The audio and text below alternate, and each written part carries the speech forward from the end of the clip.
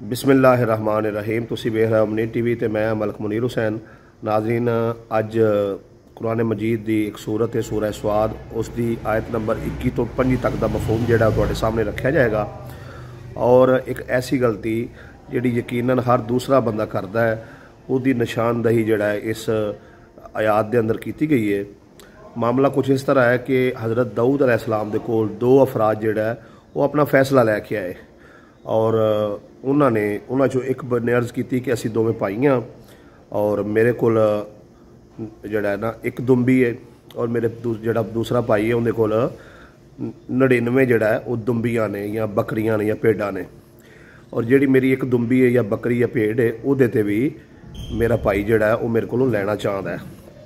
तो हज़रत दाऊद अलैहिस्सलाम ने फ़ौरन किया कि अगर तो इंज करना चाहता है तो फिर वो बड़ा जुल्म कर रहा है।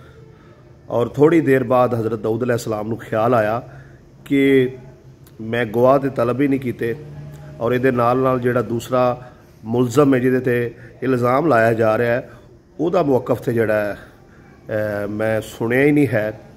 और उस तो बाद थोड़ी देर बाद उन्होंने एहसास हो गया कि ये कोई फैसला नहीं है बल्कि अल्लाह की तरफों आजमाइश है और वो आने वाले फरिश्ते सन।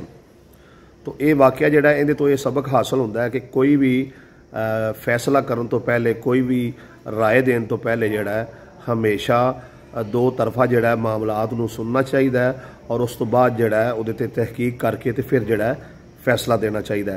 तो बराए मेहरबानी इस चीज़ से अमल करो। और फिर इन आयात के अंदर यह भी मिलता है कि हज़रत दाऊद अलैहिस्सलाम ने इस तरके औला ते अल्लाह तबारक व तआला कोलों मगफिरत तलब की और अल्लाह तबारक व तआला ने उन्होंने माफ़ फरमाया और उन्होंने बख्शिश फरमाई। और इनके अंदर साढ़े वास्ते भी एक सबक है कि असी इस वाक़े तो एक सबक हासिल करिए, क्योंकि कुरान जिहड़ा है वो क़यामत तक वाले आने वाले इंसान ने उन्होंने वास्ते हदायत और नजात का जरिया है। अल्लाह पाक इस वाक़े तो सानू सबक हासिल करने की तौफीक अता फरमाए।